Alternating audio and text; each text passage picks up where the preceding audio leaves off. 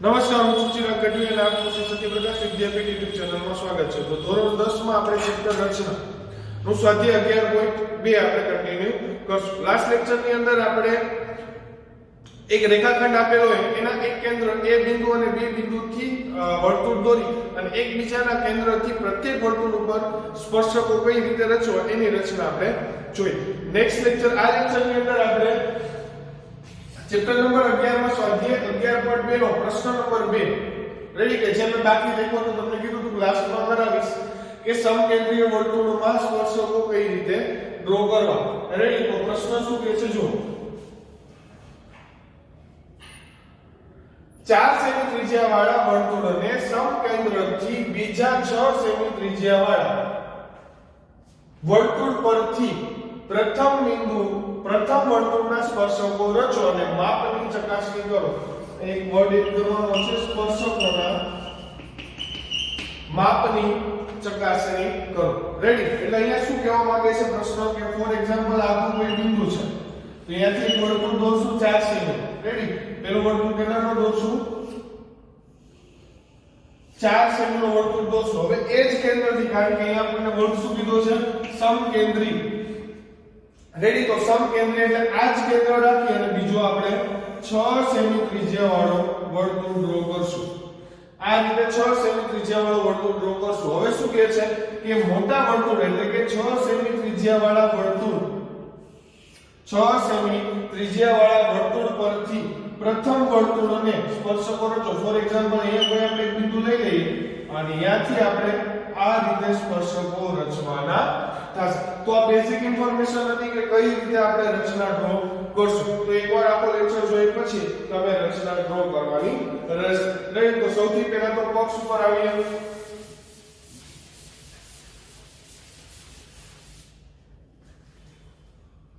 Right, તો box આનું કઈ રીતે બનાવશું? તો બોક્સ પહેલા તો બે વર્તુળ આપેલા છે અને બંનેની ત્રિજ્યા છે, તો એને આપણે આ રીતે ગોઠવશું કે O કેન્દ્રિત વર્તુળ ત્રિજ્યા 4 અને O કેન્દ્રિત વર્તુળ ત્રિજ્યા 6 આપેલ છે. રેડી, O કેન્દ્રિત વર્તુળ ત્રિજ્યા 4 અને O કેન્દ્રિત વર્તુળ ત્રિજ્યા 6 આપેલ છે. આ આપણું બોક્સ થઈ જશે. બે સમકેન્દ્રીય વર્તુળ આપેલા છે તો આપણે એને શોર્ટ ફોર્મમાં કંઈક આ રીતે લખી શકીએ કે O કેન્દ્રિત વર્તુળ ત્રિજ્યા 4 અને O કેન્દ્રિત વર્તુળ ત્રિજ્યા 6 આપેલા છે. રેડી, જો બંને અલગ અલગ કેન્દ્રમાં હોય તો અહીંયા O બંને જગ્યાએ આવશે નહીં. ક્લાસ છેલ્લી આપણે રચનાની અંદર કહ્યું હતું કે A કેન્દ્રિત વર્તુળ ત્રિજ્યા 4 અને B કેન્દ્રિત વર્તુળ ત્રિજ્યા 7 એવો કંઈક દાખલો હતો રચના કે આપણે કમ્પ્લીટ કરી હતી. હવે કૃત્ય શું થશે?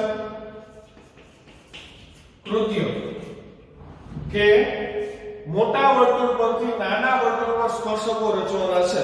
રેડી, તો O કેન્દ્રિત વર્તુળ ત્રિજ્યા 6 ના કોઈ બિંદુ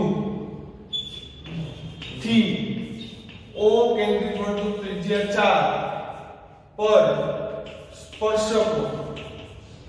સ્પર્શકો રચો. રેડી, તો આ રીતે આપણે એક સાધ્ય મળશે કે 6 સેમી ત્રિજ્યાવાળા વર્તુળના કોઈ બિંદુથી. રેડી, તમે કોઈ પણ બિંદુ લઈ શકો, એવું નહીં કે આ જ બિંદુ લેવાનું. તમે આ બિંદુ લઈ અને અહીંયાથી આ રીતે પણ તમે સ્પર્શકો રચી શકો. તો કોઈ બિંદુથી O કેન્દ્રિત વર્તુળ ત્રિજ્યા 4 પર સ્પર્શકો રચો. એટલે કે 4 સેમી ત્રિજ્યાવાળું જે બીજું વર્તુળ છે એ આપણે સ્પર્શકો રચવાના છે. રેડી, તો પક્ષ અને કૃત્ય લખી નાખો એટલે હવે આપણે રચના તરફ જઈએ, પછી આ બધું ઇરેઝ થઈ જશે. પહેલા તો પ્રશ્ન. રેડી, પક્ષ અને કૃત્ય ખાસ ધ્યાન આપજો. પક્ષ અને કૃત્ય જેમ તમને યાદ રહેશે એ રીતે તમને રચનાના મુદ્દા પર ક્લિયર થશે અને રચના પર ક્લિયર થશે. ચલો, તો હવે આપણે રચના તરફ આગળ વધશું.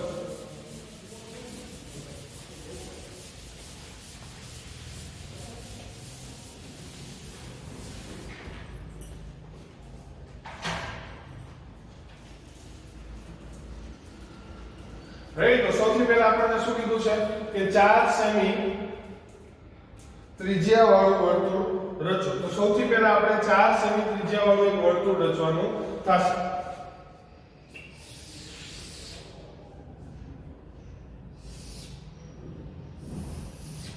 રેડી? તો આ આપણું વર્તુળ છે 4 સેમી ત્રિજ્યા વાળું પહેલું વર્તુળ.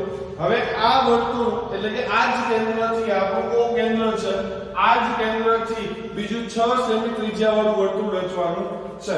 તો બીજું આપણે 6 સેમી ત્રિજ્યા વાળું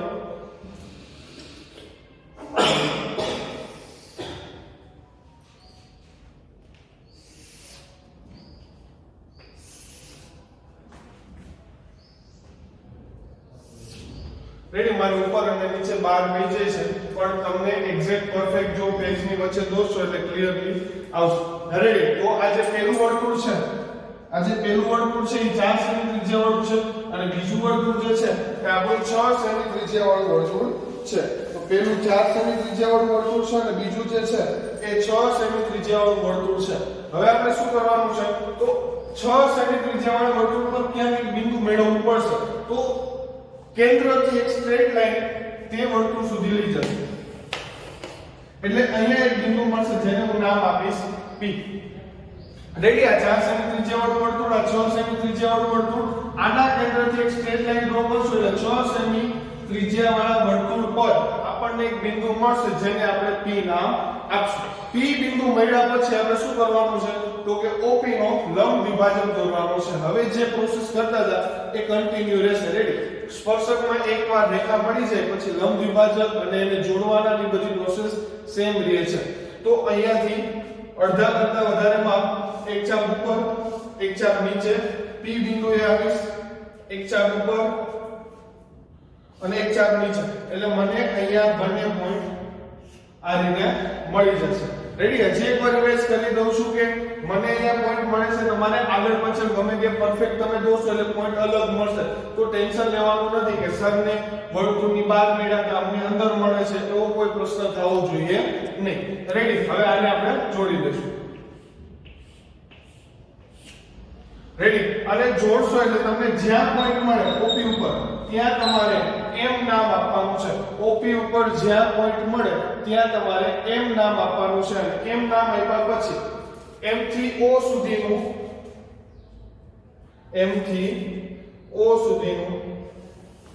માપ લઈ અને આ રીતે વર્તુળ દોરવાનું છે.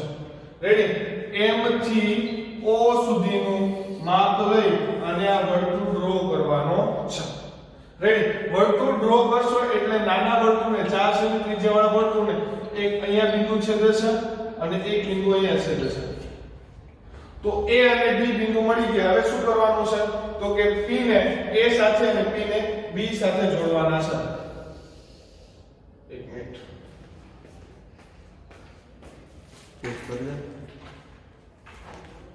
A ને P સાથે અને P ને A સાથે અને B સાથે જોડવાના છે. તો કે આ રીતે કનેક્ટ થશે.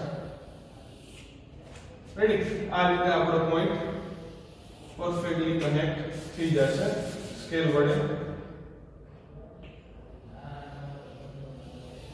રેડી? આ P બિંદુ સાથે કનેક્ટ થઈ ગયો. અહીંયાથી B બિંદુ સાથે કનેક્ટ થશે. તો આ જે વસ્તુ છે PA અને PB એ આપણા માગ્યા મુજબના સ્પર્શકો છે. કેવા? માગ્યા મુજબના એટલે કે નાના વર્તુળના બહારના ભાગમાંથી મોટા વર્તુળ પર કોઈ એક બિંદુ મેળવી અને નાના વર્તુળ પર સ્પર્શકો રચવાના છે, જે આપણે રચ્યા છે. અને હવે આના મુદ્દા હું થોડુંક આ ઇરેઝ કરી અને અહીંયા લખવાની ટ્રાય કરીશ.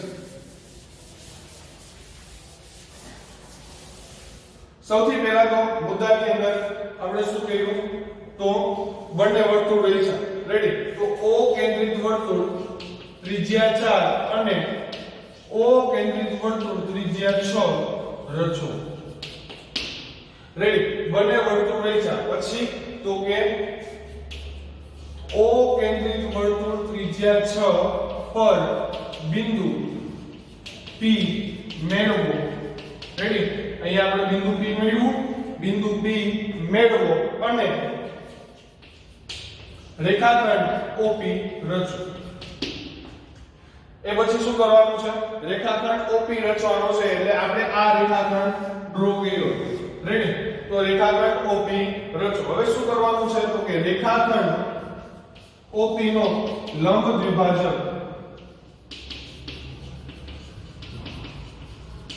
રચો જે રેખાખંડ OP ને M બિંદુએ છેદે છે. જે રેખાખંડ OP ને M બિંદુએ છેદે છે. હવે શું કરવાનું છે તો કે M કેન્દ્રિત વર્તુળ ત્રિજ્યા OM.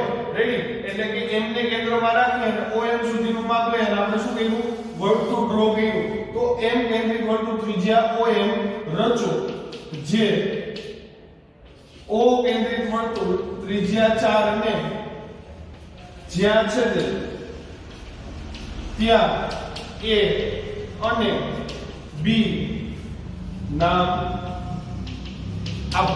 એટલે કે આ વર્તુળ 4 સેમી ત્રિજ્યાવાળું વર્તુળને જ્યાં છેદે અહીંયા છેદે છે અને અહીંયા છેદે છે ત્યાં A અને B નામ આપો. નેક્સ્ટ પોઈન્ટ આપણો શું થશે કે PA અને PB રચો.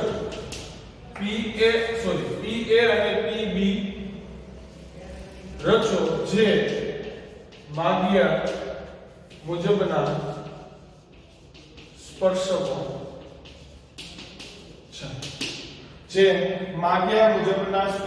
છે. રેડી? તો અહીંયા આપણી રચના કમ્પ્લીટ થાય છે. રચનાની અંદર ખાસ એ જોવાનું કે પક્ષ અને કૃત્ય વ્યવસ્થિત લખાવવું જોઈએ. પક્ષ અને કૃત્ય વ્યવસ્થિત લખાવ્યા પછી તમને એક આઈડિયા ક્લિયર થવો જોઈએ કે તમે આકૃતિ ક્યાં દોરવાની છે. રેડી? વર્તુળની અલગ અલગ આકૃતિમાં જો કોઈ રચના એવી હશે કે જેમાં આપણે ફોર એક્ઝામ્પલ આપણું પેજ છે તો કોઈ આકૃતિ એવી હશે કે સાઈડમાં દોરવી પડશે, કોઈ એવી હશે કે તમારે સેન્ટરમાં ડ્રો કરવી પડશે. તો એનું ખાસ ધ્યાન રાખવાનું. રચના જેવી રકમ સામે આવે એટલે તમારા માઇન્ડમાં ક્લિયર હોવું જોઈએ કે આપણે રચના કઈ જગ્યાએ દોરવાની છે. ઓકે, રચનાના મુદ્દા અને બધું કમ્પ્લીટ કરીને આપણે એક થિયરી આપણે અત્યારે જોશું.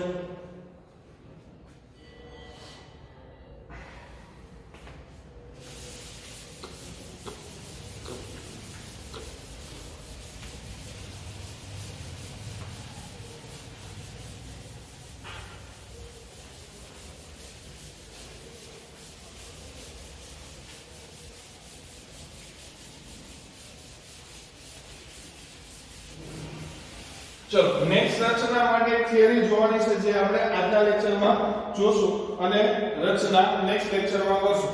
ફોર એક્ઝામ્પલ આપણી પાસે કોઈ વર્તુળ છે, આવું કેન્દ્રિત વર્તુળ છે અને તેના બહારના ભાગમાં અહીંયા બિંદુ P છે. O કેન્દ્રિત વર્તુળ છે, બહારના ભાગમાં બિંદુ P છે અને P થી બે સ્પર્શકો આપણે દોરેલા છે. ફોર એક્ઝામ્પલ એક સ્પર્શક અહીંયા છે B અને એક સ્પર્શક અહીંયા છે A. રેડી? તો મેં શરૂઆતની રચનાની અંદર તમને કહેલું હતું કે આ પોઈન્ટને તમારે જ્યારે તમે O સાથે એટલે કે A ને O અને B સાથે તમે જ્યારે જોડશો, A ને O અને B સાથે જોડશો, A અને B સાથે જોડશો ત્યારે તમારે અહીંયા કેટલાનો ખૂણો બનશે? 90 નો ખૂણો બનશે. 90 નો ખૂણો બનશે.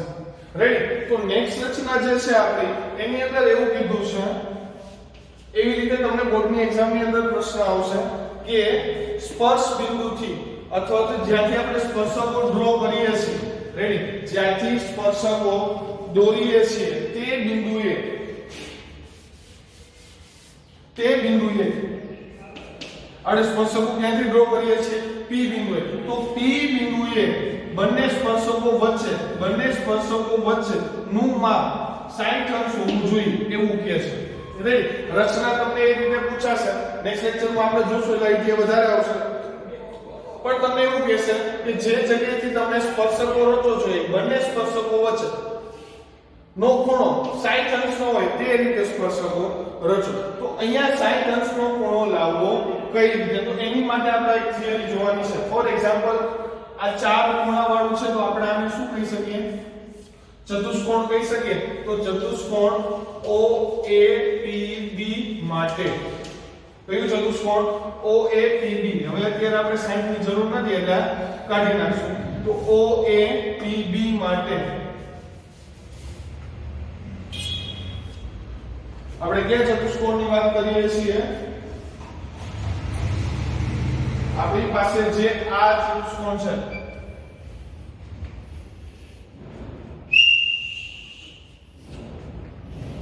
આ ચતુષ્કોણની આપણે વાત કરીએ છીએ, જે મેં હાઇલાઇટ કર્યું છે એ ચતુષ્કોણની આપણે વાત કરીએ છીએ. અને આ ચતુષ્કોણમાં જો કોઈ ત્રિકોણ હોય તો એના ત્રણેય ખૂણાનો માપનો સરવાળો 180 હોય, અને ચતુષ્કોણ હોય તો તેના ચારેય ખૂણાના માપનો સરવાળો કેટલો આવશે? 360 આવશે. રેડી? તો આપણી પાસે અહીંયા ચાર ખૂણા છે, તો ચારેયનો સરવાળો એટલે કે માપ ખૂણો O, માપ ખૂણો P, માપ ખૂણો A, માપ ખૂણો B બરાબર 360. રેડી? બરાબર 360. એમાંના બે ખૂણાનું માપ તમારી પાસે છે. આ છે 90 નો ખૂણો અને આ ખૂણો પણ આપણી પાસે 90 નો છે. એટલે A અને B નું માપ છે જે 90 છે. તો માપ ખૂણો O પ્લસ માપ ખૂણો P પ્લસ 90 બરાબર 360. આ બંનેનું માપ મેળવવાનું છે. એટલે માપ ખૂણો O પ્લસ માપ ખૂણો P, આ બંનેનો સરવાળો 180, સામે જાય એટલે માઈનસ, તો 360 માઈનસ 180. તો માપ ખૂણો O પ્લસ માપ ખૂણો P બરાબર 180. એટલે એનો મતલબ શું થયો કે આ સામેના ખૂણા O અને P એકબીજાના પૂરક કોણ છે. કારણ કે આપણે એક લેક્ચરની અંદર જોઈ ગયા છે કે પૂરક કોણ કોને કહેવાય? કે જે બે ખૂણાના માપનો સરવાળો 180 થતો હોય. અત્યારે એક રિવાઇઝ કરાવી દો. કોટી કોણ. કોટી કોણ એટલે બે ખૂણાના માપનો સરવાળો 90 અને પૂરક કોણ એટલે બે ખૂણાના માપનો સરવાળો 180. તો આ બંને ખૂણા એટલે કે ખૂણો O અને ખૂણો P એકબીજાના પૂરક કોણ છે. રાઈટ? તો થિયરીમાં આટલું જોવાનું છે કે સામેના ખૂણા જ્યાં તમે સ્પર્શકો રચો છો એના સામેના ખૂણા પૂરક કોણ હોય છે, જેનો આપણે ઉપયોગ આની પછીની રચનાની અંદર કરશું. તો આ ખાસ યાદ રાખજો કે માપ ખૂણો O પ્લસ માપ ખૂણો P બરાબર હંમેશા 180 મળે. રેડી? હવે જો રચનામાં નામ અલગ આપ્યું હોય તો તમારે ખૂણાના નામ બદલવાના રહેશે. આથી તમારો કોન્સેપ્ટ ક્લિયર હોવો જોઈએ કે કેન્દ્ર આગળ રચાતો ખૂણો અને સ્પર્શક વચ્ચેનો ખૂણો હંમેશા પૂરક કોણ હોય. તો આજના લેક્ચર માટે અહીંયા સુધી જ. નેક્સ્ટ લેક્ચરમાં આપણે નવી રચના સાથે મળશું. ત્યાં સુધી જય હિન્દ, જય ભારત.